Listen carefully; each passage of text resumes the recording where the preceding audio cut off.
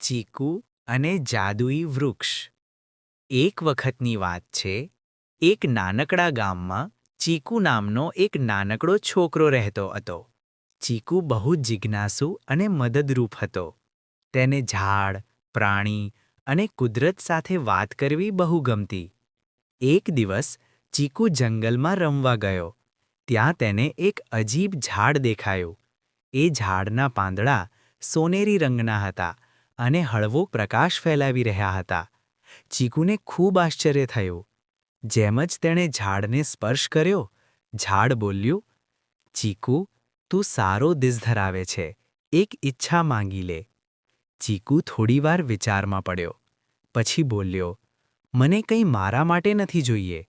મારા ગામના બધા લોકો હંમેશા ખુશ રહે, બસ એટલું જ." ઝાડ ખુશ થઈ ગયું.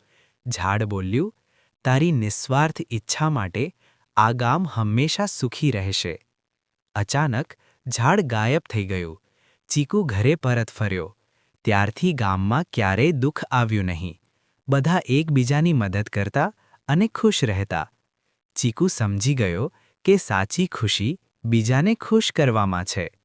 શિક્ષા, નિસ્વાર્થ ભાવના અને સારું દિલ સૌથી મોટું જાદુ છે.